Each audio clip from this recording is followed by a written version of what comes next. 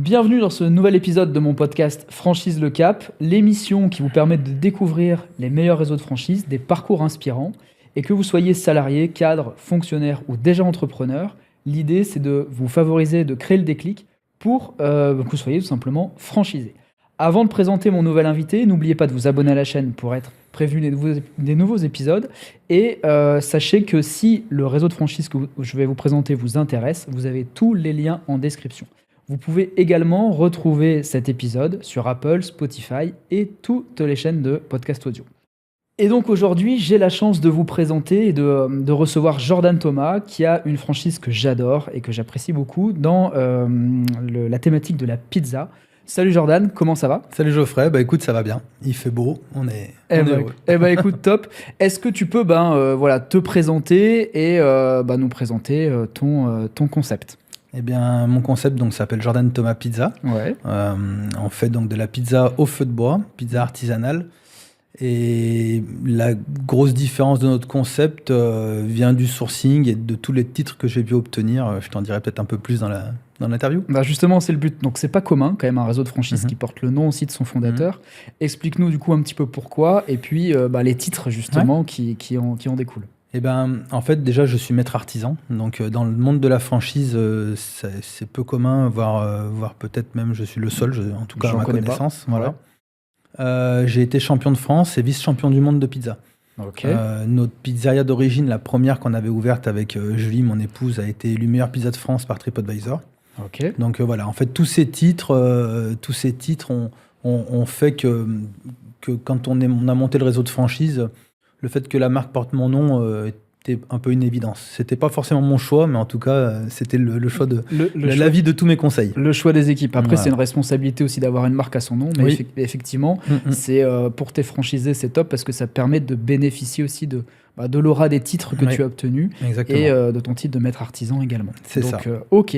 Donc Jordan Thomas, comment t'es venu, comment tu es passé de ta pizzeria, toi, au départ, à créer un réseau de franchise ?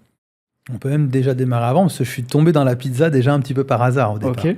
Je suis cuisinier de métier, et en fait, j'ai toujours souhaité me mettre à mon compte, et au départ, je suis rentré dans le monde de la pizza un petit peu par hasard, presque par dépit, en fait, faute d'apport, faute de budget.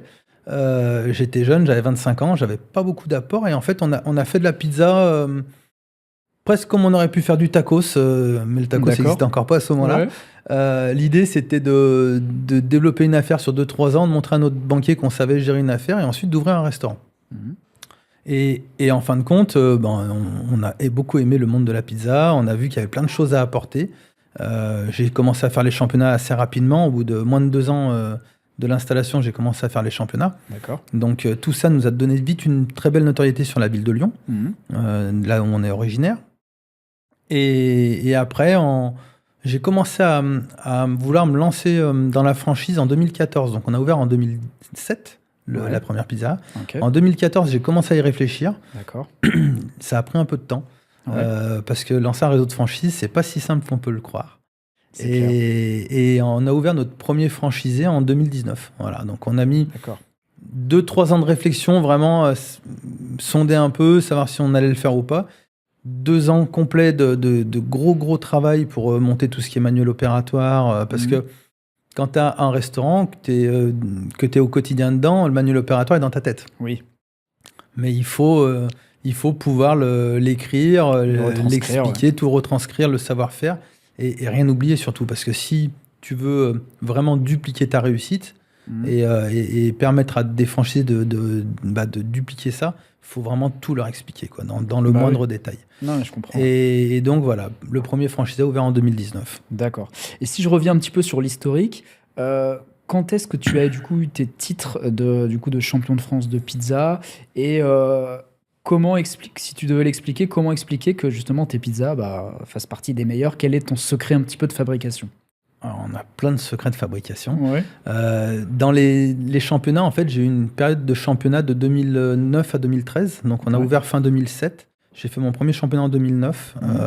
Je finis 3e sur le championnat de France. En 2010... Juste 2 ans après, t'as lancé. Moins de 2 ans, ouais. Un peu moins de 2 ans. Okay. Ouais. En 2010, je refais encore 3e au championnat de France. Ouais. Et en 2011, je fais vice-champion de France. Donc le championnat, c'était le France Pizza Tour. Je fais vice-champion du France Pizza Tour en pizza classique. Et en 2011 aussi, je gagne, donc je suis champion de France dans la catégorie Intelia, c'est de la pizza en plaque à la romaine. D'accord. Et en 2012, je fais vice-champion du monde à Rimini, donc toujours dans la même catégorie. Et en 2013, on fait 3e à la Coupe du Monde par équipe à Rome. D'accord. Voilà. Et après ça, j'ai stoppé un peu les championnats jusqu'en 2023. Donc j'ai eu une pause de 10 ans. Tu me l'avais raconté ça, ouais, mais c'est intéressant. Et en 2023, j'avais été contacté pour faire ce qu'on appelle le Trophée des légendes. Donc c'était un championnat qui opposait des champions de France ou des gens qui avaient fait un podium international. Donc je rentrais dans la catégorie pour pouvoir participer. Et c'est un championnat dans lequel je ne m'étais pas inscrit quand même. Alors, pas parce que j'avais peur, mais parce qu'en fait, cette même semaine-là, on ouvrait un restaurant et que je préférais me concentrer sur l'ouverture de mon nouveau restaurant plutôt que sur un championnat. Et puis, le championnat se passait vraiment à côté de chez moi et à côté du siège des établissements. Ouais. Et le dimanche soir, j'ai vu tous mes potes, en fait, Pizzaïolo, tous mes anciens concurrents et qui sont maintenant des copains. On a mangé tous ensemble, ils m'ont tous un peu charrié en me disant dis donc, c'est à côté de chez toi, tu participes pas. T'as un petit peu peur quand même, donc voilà. Et le lendemain matin, en fait, ça m'a travaillé un peu toute la nuit. Le lendemain matin, j'ai appelé l'organisateur, je lui ai demandé s'il pouvait me trouver une petite place. Il m'a dit oui, tu passes à 11h, pas de souci, t'es le bienvenu. Et il était 8h du matin et j'allais faire un concours à 11h, mais j'avais rien de prévu en fait.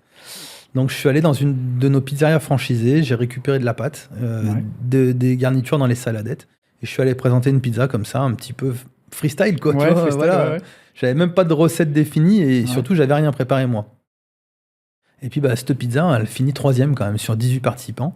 Et puis pas des petits participants. Que des très très bons pizzaïolo qui venaient de toute la France. Je finis 3e, donc c'est presque une victoire en fait pour moi cette 3e place parce que c'est en fait c'est même limite ma plus belle place de tous les championnats que j'ai pu faire parce qu'en fait j'ai rien préparé, c'est toutes nos équipes, les salariés de mes franchisés qui ont préparé la pâte, qui ont préparé les garnitures et en fait 3e avec ça, donc ça veut dire que ce qu'on propose dans nos restaurants c'est au niveau des meilleurs pizzaïolos de France. Et ça c'est une vraie victoire, c'est une victoire en fait de nos équipes, mais c'est aussi une victoire de tous les process qu'on a mis en place. C'est-à-dire qu'aujourd'hui, tout ce qu'on a réussi à processer, tout ce qu'on a écrit, notre savoir-faire, en fait, on l'a vraiment bien transmis. Et c'est là où je voulais en venir, c'est que l'important pour un franchiseur, c'est de savoir transmettre son savoir-faire. Et comme tu as dit, c'était une pizza faite freestyle, avec la participation des salariés, des franchisés, etc. Et elle arrive 3e dans un championnat très qualitatif. Donc justement, ça, c'est un point important, mais qu'est-ce que tes pizzas ont que les autres n'ont pas, ou qu'est-ce qui font que justement ces pizzas, que des franchisés, justement, s'ils rejoignent ton réseau, pourraient proposer à leurs clients? Qu'est-ce qui fait la différence? Alors, il y a beaucoup de choses qui font la différence, mais déjà la farine. On a notre propre farine qu'on fait fabriquer par un petit moulin en Italie, mais c'est vraiment mon assemblage de blé comme je l'ai choisi. Donc déjà, rien que ça, c'est déjà un gros plus. Je vais aller faire simple, mais c'est un des derniers moulins en Italie, si ce n'est le dernier, à laver le blé avant de le transformer en farine. On fait 14 passages en meule quand les 3/4 des meuniers en font 7. En fait, le fait de passer en plusieurs étapes permet de moins chauffer le grain de blé, donc ça permet de garder toutes les propriétés en fait, et les qualités organoleptiques en fait, du blé et de faire une farine ultra qualitative. On travaille en levain naturel aussi sur la pâte. Donc, nous, on a notre propre levain qu'on a au labo dans notre siège. Et on en transmet un petit bout toutes les semaines à nos franchisés en liaison froide et eux, ils l'utilisent après dans la pâte. D'accord. Donc, levain naturel, farine ultra premium, sauce tomate, c'est de la tomate qui est récoltée en pleine terre, tomate mûrie au soleil, une récolte dans l'année. On fait faire notre assaisonnement, donc on a notre propre sauce tomate aussi. Que nos franchisés, les concurrents ne peuvent pas trouver cette sauce tomate là ailleurs. Pareil pour la farine, c'est vraiment dédié à nos franchisés, on le vend à personne d'autre. Tous nos légumes sont cuisinés aussi, c'est pareil, c'est que des légumes mûris au soleil, c'est des récoltes annuelles, donc en saison, pas de légumes sous serre, donc on travaille avec une entreprise en Italie qui a des champs, en fait on récolte à 50 km autour du lieu de production, pareil pour la tomate, et ils nous les transforment dans la journée avec nos process, avec nos recettes. et après c'est expédié. On reçoit nous sur notre plateforme logistique et on redispatche après dans les restaurants. D'accord, donc chaque produit qui va composer la pizza est sourcé, calibré par tes soins en fait. Oui. Je sais que tu es aussi très exigeant sur le four, parce qu'une fois que la pizza est faite, il faut quand même aussi la cuire. On travaille avec les meilleurs fours du monde. Four à bois rotatif, la marque c'est Marana Forni. D'accord. C'est les meilleurs fours du monde, voilà, tout simplement. C'est l'inventeur du four à bois rotatif. Et on travaille avec eux depuis de nombreuses années. On a essayé d'autres marques qui étaient pas mal aussi, mais Marana est quand même au-dessus. Donc, tu as réussi quelque part à ce que toi, tu faisais dans ta pizzeria quand tu travaillais dedans, à le processer et à le transmettre pleinement aujourd'hui à tes franchisés. Alors. Et même à l'améliorer. Même à l'améliorer. Parce qu'en fait, par exemple, les légumes, quand on avait notre petite pizzeria à nous, on cuisinait déjà tous nos légumes. Sauf que quand j'achetais des légumes frais au mois de décembre, tu te doutes bien que c'est des légumes qui avaient mûri sous serre, parce que des poivrons au mois de décembre, on n'en trouve pas des poivrons mûrs au soleil, donc c'est des légumes qui avaient moins de goût quand même malgré tout l'hiver que l'été, donc on les cuisinait, on les assaisonnait bien et c'était bien. Aujourd'hui, on a un volume d'achat qui nous permet en fait de faire fabriquer en fait nos propres recettes avec des légumes qui sont mûris au soleil, et on a en fait ils sont pasteurisés après tout simplement. Nous on les mettait sous vide. Aujourd'hui, ils sont pasteurisés, on a 2 ans de DLC, donc d'accord, c'est pas de la boîte de conserve, c'est la petite poche aluminium, c'est un truc, vraiment un produit quali, mais c'est notre recette avec des légumes du soleil, et rien que ça change déjà tout au niveau des garnitures. Donc ça veut dire que quelqu'un qui nous regarde là, ou quelqu'un qui nous écoute, qui n'a peut-être même jamais fait de pizza de sa vie, ce qui est rare, tu vois, mais en tout cas voilà, à partir du moment où il se dit « je veux ouvrir une franchise Jordan Thomas Pizza » et qui passe par ton processus de formation, bien évidemment, il est en capacité de servir à ses clients une pizza vice-championne du monde. Bien sûr. D'accord. Ouais. En fait, on a déjà un parcours de formation de 8 semaines. On a notre propre centre de formation dans nos locaux. Donc, on a une pizzeria école, en fait, dans nos locaux. Ça permet déjà de faire les 4 premières semaines de formation dans cette pizzeria. Et ensuite, nos futurs franchisés partent 3 semaines sur le terrain, en immersion terrain, donc avec d'autres franchisés.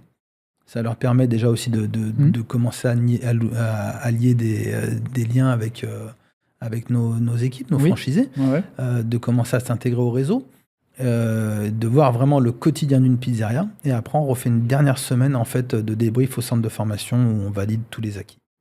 Ouais, mais de toute façon, je confirme, parce que moi, je t'ai connu d'abord parce que j'étais un de tes clients. Parce que j'ai une pizzeria Jordan Thomas pas loin de chez moi. Je confirme que tes pizzas sont excellentes. Et les notes sur Google de tes pizzerias sont plutôt dithyrambiques. Donc, parce que je sais que c'est pas évident de transmettre un savoir-faire, de pouvoir faire appliquer, mais aujourd'hui, de par la qualité des ingrédients que tu sélectionnes, de par ton process de formation, aujourd'hui... tu es largement en capacité de transmettre ce savoir-faire. Process de formation et aussi de l'animation réseau. C'est quelque chose d'important.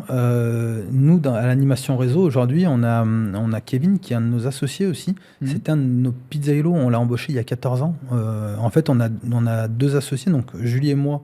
Donc mon épouse et moi sommes fondateurs.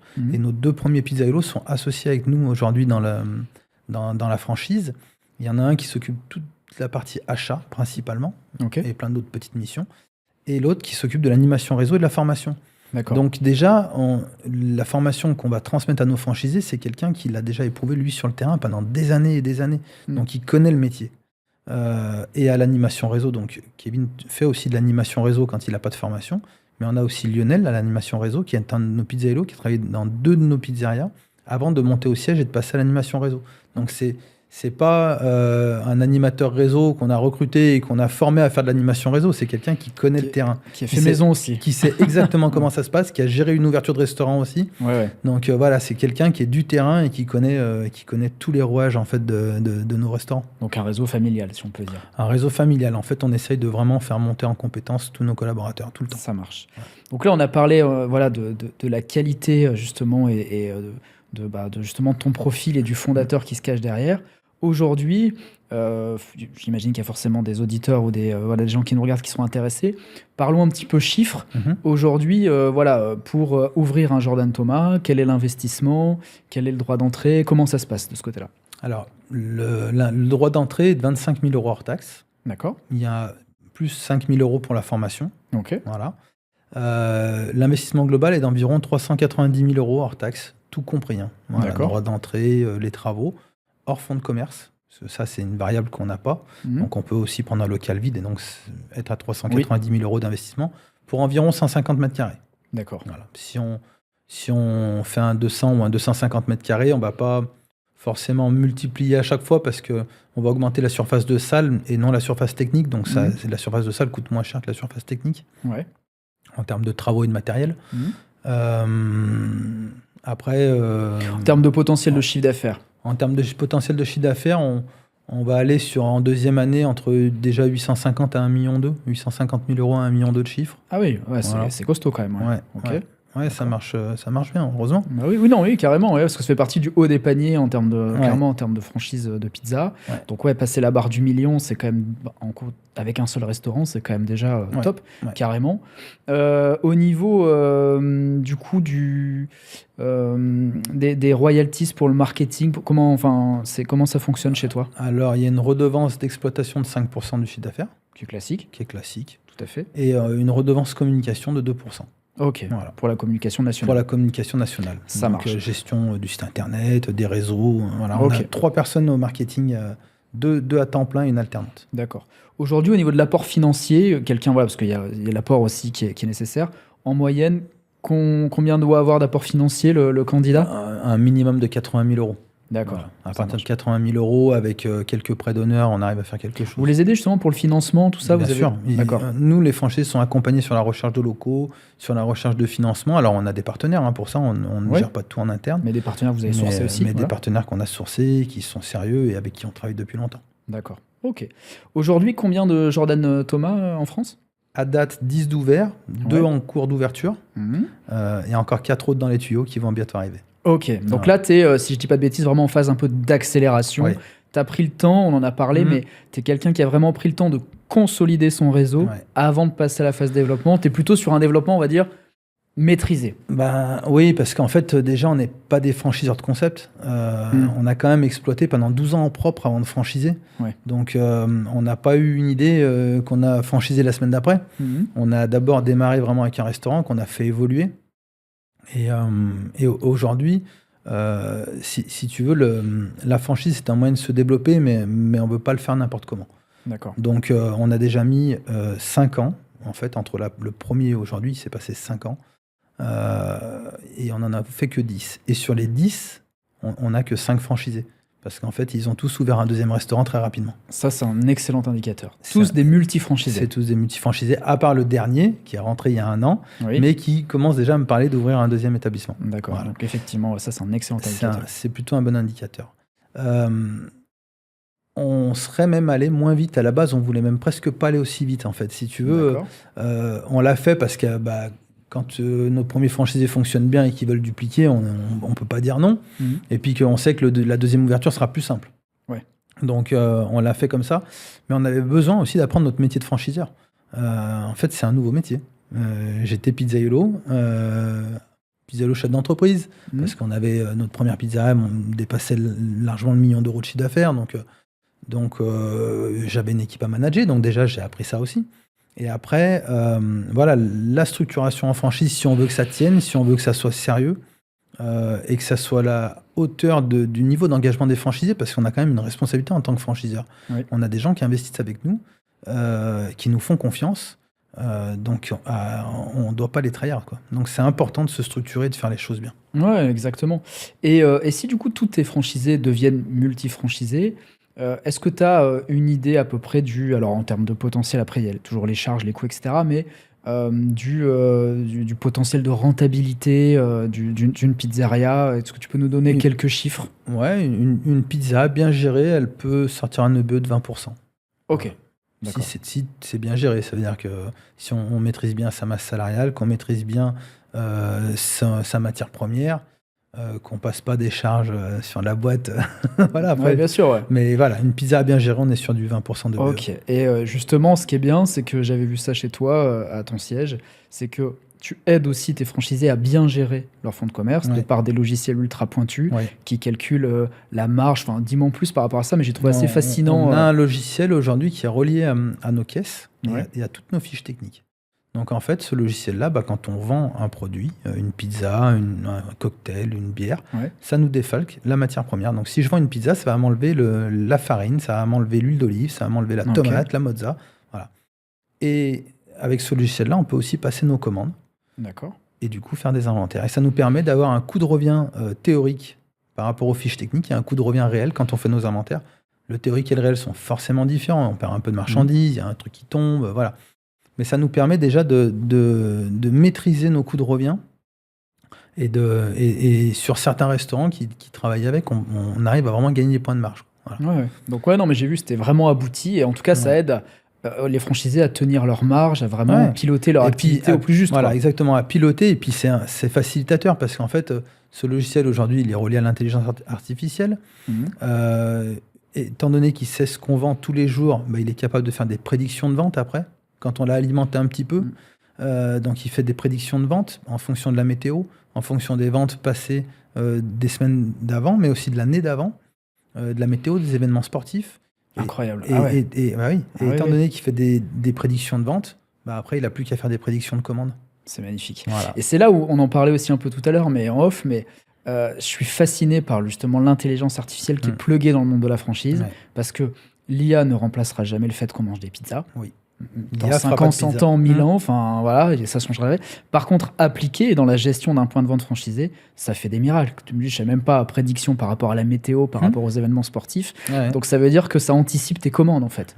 Et ça enlève une charge mentale aux dirigeants incroyable. Exactement. Et il y a une pour l'instant, on a fait les tests, on est à peu près juste à 90% sur les prédictions. Ouais, et puis on en est au début, en plus de... Voilà, un franchisé qui alimente bien, en fait, c'est comme tous les outils informatiques, il faut l'alimenter. Il faut bien le nourrir. Voilà, si tu fais pas tes inventaires, si tu passes pas tes commandes par l'outil, il marche pas. Ouais, mais complètement. Par contre, si tu passes tes commandes par l'outil et que tu fais bien tes inventaires réguliers, puis même les inventaires, tu vois, parce que on pourrait croire qu'on veut gérer la matière première uniquement pour des causes de coûts, hein, tu vois, mais non. Pas que ça. En fait, on a des fiches techniques qui sont réalisées et les fiches techniques, elles sont pas faites que pour avoir de la marge. Elles sont faites pour avoir un équilibre sur la pizza. Et le trop, c'est l'ennemi du bien. Si tu mets 2 fois trop de mozzarella, ta pizza, elle sera pas 2 fois meilleure. Elle sera même 2 fois moins bonne. Exactement. Parce qu'il va y avoir un équilibre. Voilà, il y a besoin d'un équilibre. Et aujourd'hui, la mozzarella, par exemple, la Fior di Latte, qui est un produit qu'on dose à la main sur nos pizzas, un écart de 20-30 grammes est très vite arrivé.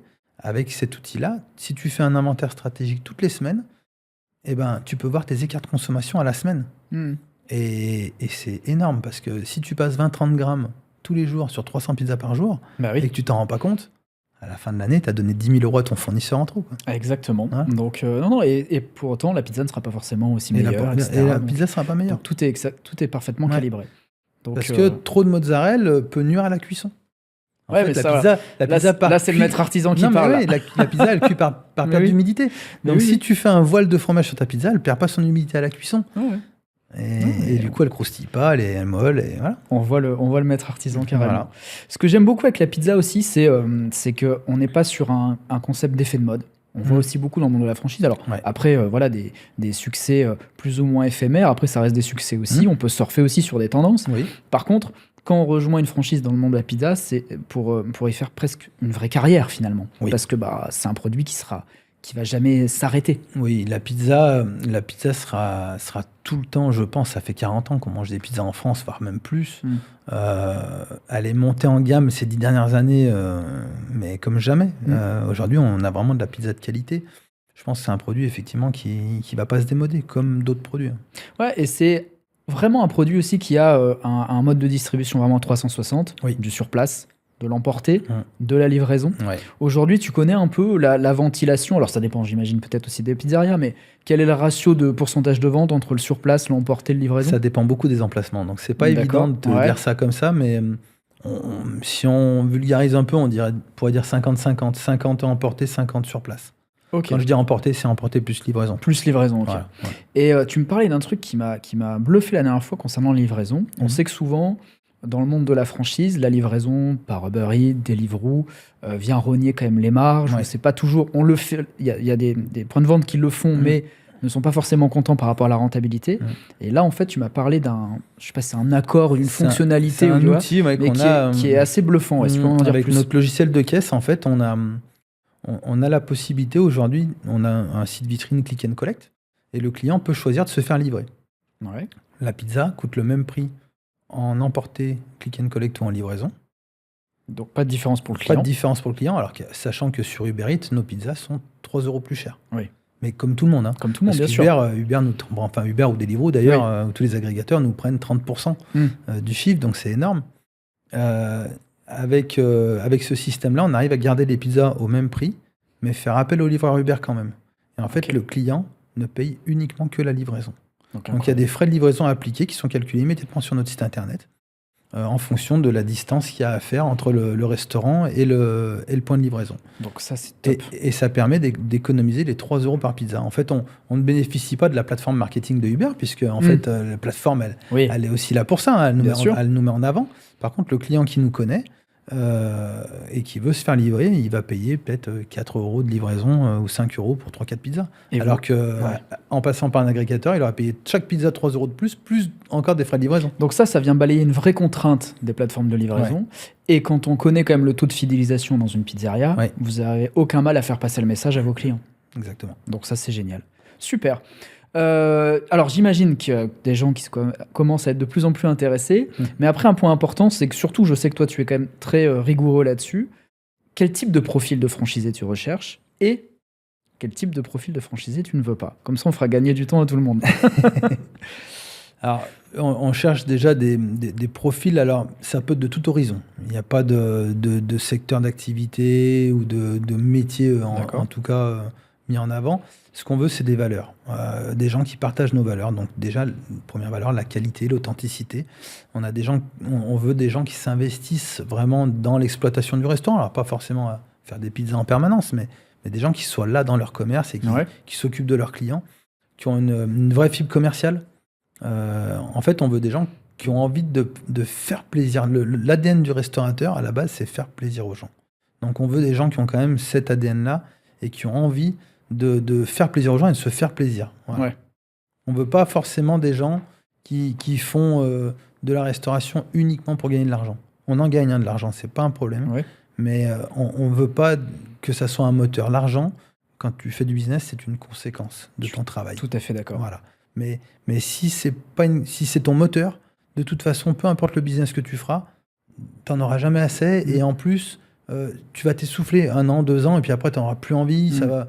Alors que si ton moteur, c'est vraiment la satisfaction du client, de tes équipes, en fait, avoir tout un écosystème qui fonctionne bien, qui roule bien, qui est bien huilé, et tu gagneras de l'argent. Et ça sera une conséquence. Il faut aimer l'accueil, il faut aimer faire un service de qualité, il faut aimer les gens. Ouais. Exactement. Donc, c'est vraiment ce type de profil-là que tu veux. Et donc, si je lis un petit peu entre les lignes, le profil investisseur pur, c'est pas... on fait plus attention. On fait plus attention. Donc vous allez gratter quand même les valeurs qu'il va y avoir derrière. En fait, il peut y avoir des investisseurs avec des valeurs. Bien sûr. C'est pour ça que je dis pas non. Voilà. On peut avoir des investisseurs qui ont des vraies valeurs et qui vont mettre des équipes en place et qui vont s'en occuper, qui vont mettre un super manager dedans. Donc, investisseur, pas non. Mais en tout cas, on est vigilant aux valeurs de l'investisseur. Ouais. Je pense que quand on met son nom et son prénom sur un réseau de franchise, on est d'autant plus vigilant sur les valeurs et le message qu'on véhicule, en fait. Et déjà, et puis comme je t'ai dit tout à l'heure, on a lancé la franchise au bout de 12 ans, ça fait 17 ans maintenant qu'on existe. On n'a pas vocation à vendre la marque dans 3 ans. En fait, c'est pas... On n'a pas fait, comme je t'ai dit tout à l'heure, on n'a pas fait un concept. En fait, on n'a pas franchisé un concept qu'on a imaginé 6 mois avant. Et notre business model, c'est pas de le faire exploser en 2 ans, 3 ans ou 5 ans et de le revendre. C'est une marque que j'espère même transmettre avec mes enfants. Tu vois, mon fils, il a envie de travailler avec nous. Il a 14 ans, il y pense déjà beaucoup, il m'en parle très souvent. Okay. J'espère qu'on va pouvoir, tu vois, que ça va rester en fait, que ça va rester dans la famille et qu'on va continuer à le développer. Donc en fait, c'est pour ça qu'on est très attentif aux gens qu'on recrute, parce qu'on veut des gens qui ont nos valeurs, parce qu'on veut durer. Ouais, complètement. Et du coup, bon, le franchisé qui s'y retrouve, futur franchisé dans les valeurs, etc., finalement, bon, en tout cas, quand il ouvre une première pizzeria, puis finalement après une deuxième, voire après peut-être, pourquoi pas une troisième, quel est un peu son quotidien? C'est quoi la journée ou la semaine type d'un franchisé Jordan Thomas?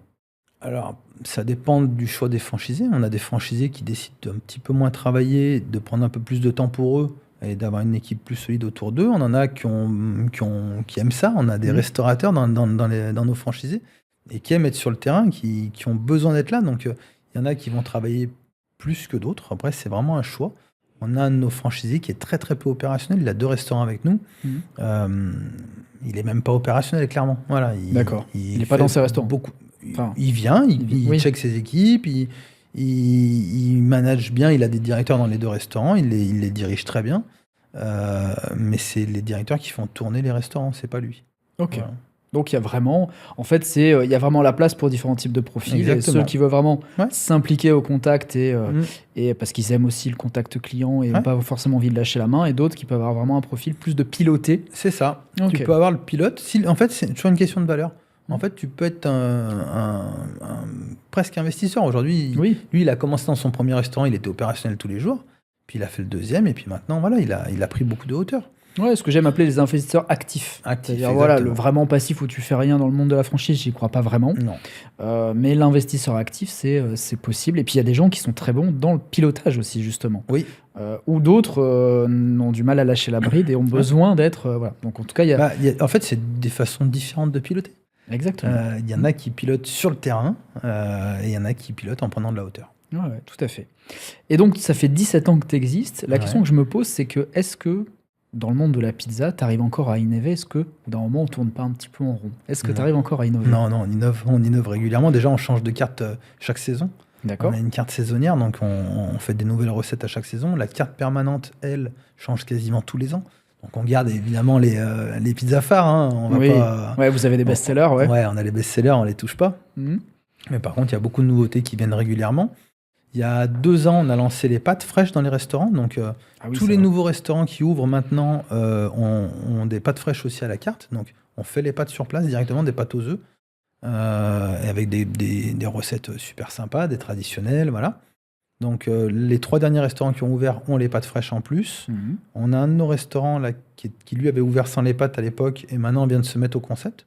D'accord. On a laissé le choix à nos nouveaux franchisés, à nos anciens franchisés, pardon, de se mettre au concept ou pas, parce que ça nécessite un investissement. Donc, on ne voulait pas leur imposer. Ils n'avaient pas signé pour ça au départ. Donc, ceux qui le souhaitent le font. Et ceux qui l'ont fait, justement, ont constaté une augmentation de leur chiffre d'affaires. Là, en fait, on en a même 2 d'anciens franchisés qui vont passer aux pâtes. Et les 2, ça va être là. Ils ont fait les travaux en même temps. Et ça va être maintenant. On n'a encore pas de retour. Par contre, dans les restaurants qui sont ouverts, qui ont ouvert avec les pâtes, sur place, les pâtes, ça représente à peu près 30% du chiffre d'affaires. Ah oui, quand même. 30% des ventes par rapport aux pizzas. Ok. Et la question que je me pose aussi, c'est les boissons, parce que les boissons, c'est quand même hyper intéressant aussi. On marge beaucoup, ça nécessite pas de travail par définition. Quelle est la part de chiffre d'affaires au niveau boisson Ça va dépendre de ta salle, de la taille de ta salle.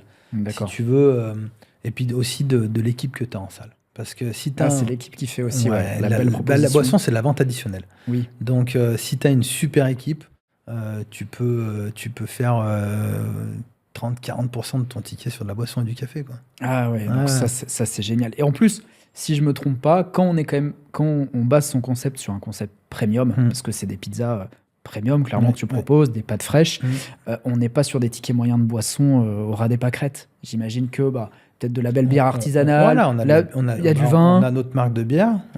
Ok.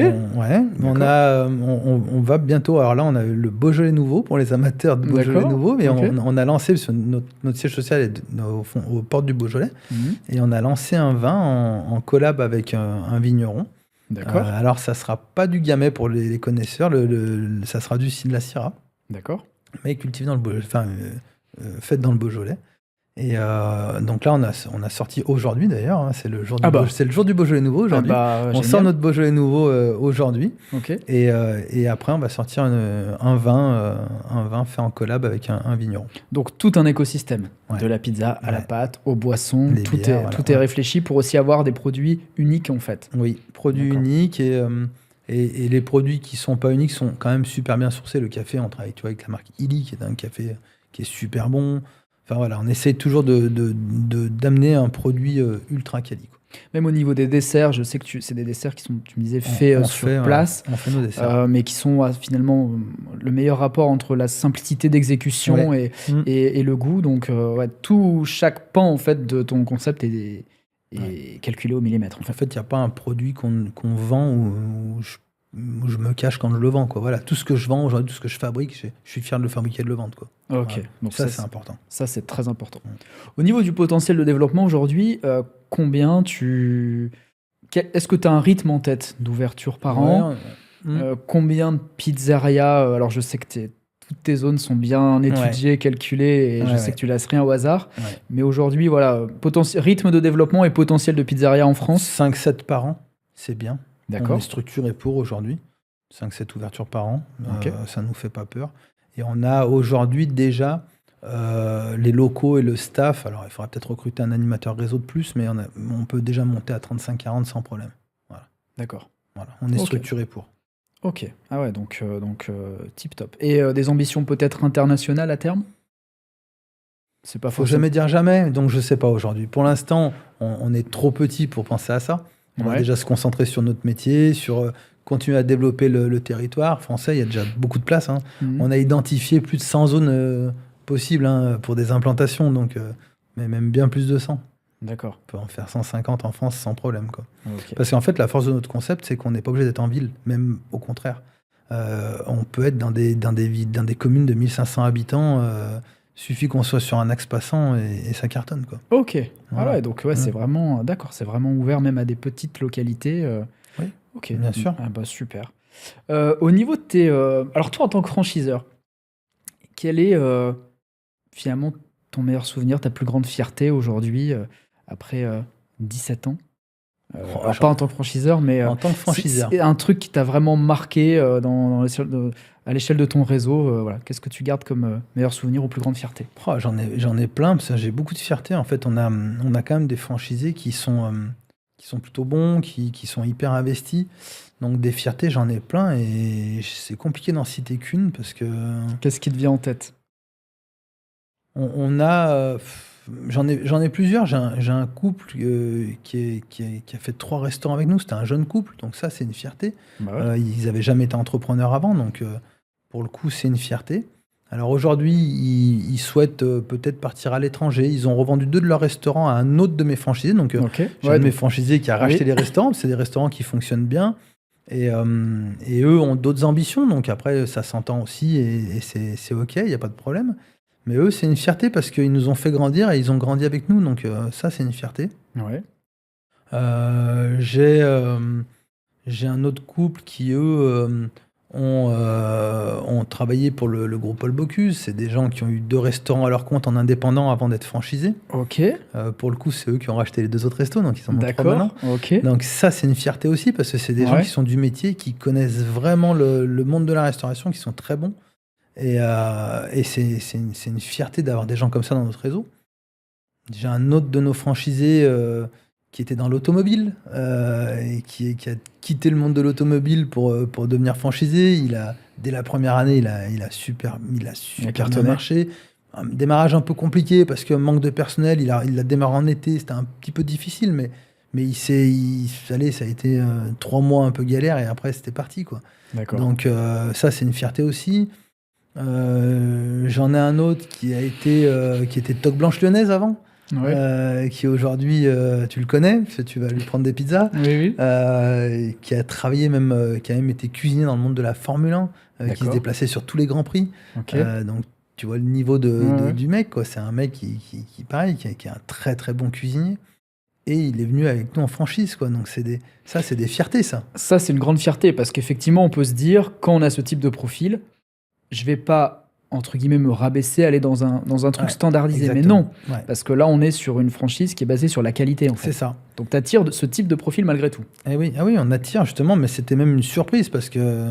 Ouais, tu dis, qu'est-ce que tu fais là? Ouais, qu'est-ce que tu fais là? Enfin, aujourd'hui, est-ce que vraiment tu as besoin de moi? Et en fait, ils ont vu tout ce qu'on apportait. En fait, même moi, peut-être, j'avais pas conscientisé tout ce qu'on pouvait apporter, en fait. On apportait plein de choses, mais ça, mais vu que tu le fais au fur et à mesure, donc, voilà. Et eux ont vu en fait tous les apports de la franchise et ils se sont dit non mais attends, si c'est bien. Donc ouais, je comprends ce que tu veux dire, c'est-à-dire je suis un réseau de franchise, pour autant j'apporte des profils j'attire aussi des profils de grande qualité qui ont des fois d'un grand bagage. au même titre que des gens qui n'ont jamais entrepris. Et les deux types de profils s'épanouissent et réussissent, en fait. Exactement. Donc, je comprends parfaitement le message. Super. Au niveau des opportunités, alors, comme tu l'as dit, ça peut réussir dans plein de typologies de zones différentes.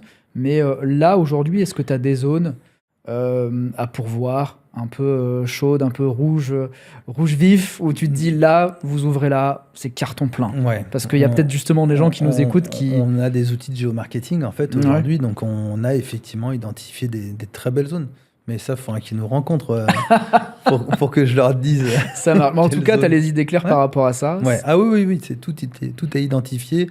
On a déjà des revenus médians par habitant, le nombre d'habitants, le nombre d'entreprises, les zones, elles sont déjà... carré, quoi. Ok, donc ça, pareil, super intéressant. Super. Est-ce que, là, dans cette interview, je te pose la question plus ouverte, mais est-ce qu'il y a quelque chose qu'on n'a pas évoqué, que tu aimerais évoquer sur ton concept, sur le profil des franchisés, sur les perspectives, sur une innovation que tu as en tête? Est-ce qu'il y a quelque chose que tu aimerais faire passer en particulier, ou tu penses qu'on a déjà bien balayé? Non, je pense qu'on a bien balayé.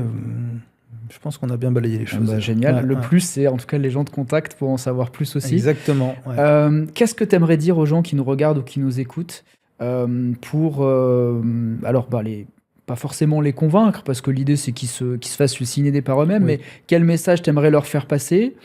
Qu'est-ce que ton réseau de franchise a que les autres n'ont pas?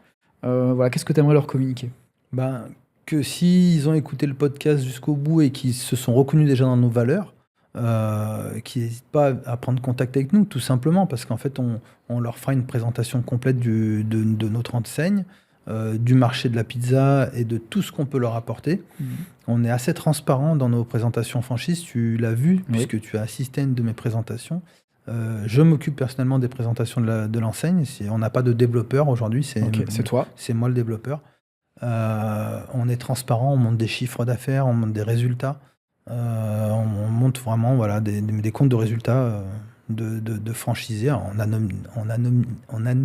vais pas y arriver. Oui, c'est anonyme, voilà. On anonymise les comptes de résultats, évidemment, parce qu'on va pas transmettre toutes les infos, mais ça permet ça permet vraiment aux candidats potentiels, en tout cas aux gens qui souhaitent en savoir plus, de vraiment avoir toutes les clés pour avoir envie de travailler avec nous ou pas, tout simplement. Et puis tu utilises aussi un système de profilage pointu. Alors j'ai vu ça que chez toi, je pense qu'il y a peut-être d'autres franchiseurs qui l'utilisent, mais en tout cas où les gens répondent à un vrai questionnaire, et aujourd'hui vous êtes en capacité de dire ça va le faire ou ça va pas le faire. Exactement. En fait, on travaille avec un indépendant qui fait un profilage complet des candidats.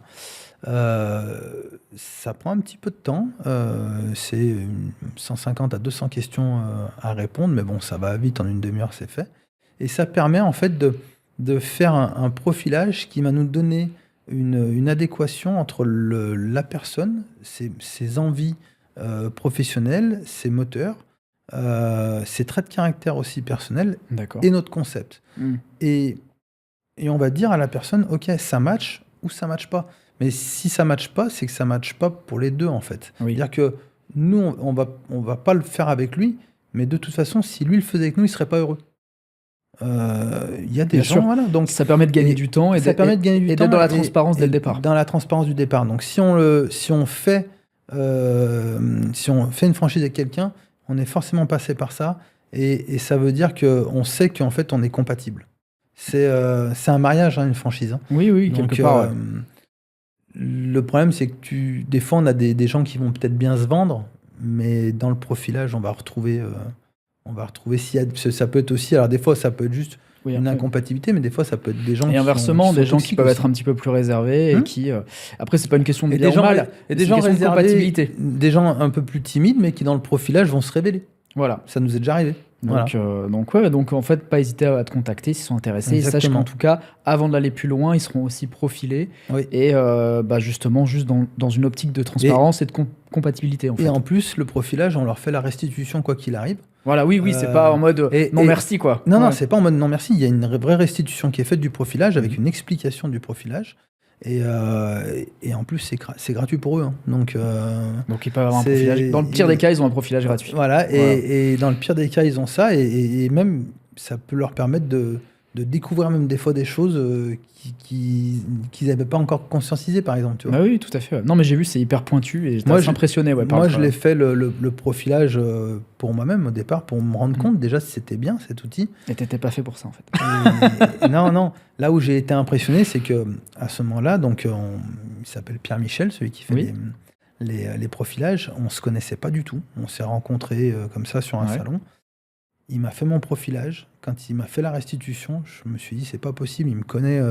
C'est un agent secret. Il a fouiné, Il a fouiné, il me connaît par cœur, quoi. Ouais. Et en fait, c'est un super outil. C'est un super outil. Génial. Voilà. Bon, en tout cas, merci beaucoup, Jordan, pour cette interview. Merci d'avoir fait le déplacement. C'était un réel plaisir de te recevoir et de permettre aux gens de mieux te connaître et surtout de connaître le fondateur derrière la marque. Et merci à vous, en tout cas, de nous avoir regardés, de nous avoir écoutés pour cette nouvelle émission. Si vous êtes intéressé et sérieux pour rejoindre le réseau de Jordan, donc Jordan Tomate Pizza, que vous avez envie d'apporter à vos clients des pizzas de qualité champion du monde, n'hésitez pas à candidater. Vous avez tous les liens en description de la vidéo ou en description du podcast pour prendre rendez-vous, pour en savoir plus. Je vous remercie de votre attention. N'oubliez pas de vous abonner à la chaîne et au podcast pour découvrir les épisodes suivants. Merci à tous et à très bientôt. Merci Geoffrey. Merci. Merci d'avoir regardé cette vidéo jusqu'au bout. Pensez à liker, commenter et partager si elle vous a été utile. Vous pouvez découvrir une autre vidéo juste ici en haut à droite. Abonnez-vous à la chaîne pour ne rien manquer. Et surtout, profitez de ma masterclass offerte pour devenir franchisé et changer de vie. Le lien est juste en dessous, dans la description et le premier commentaire.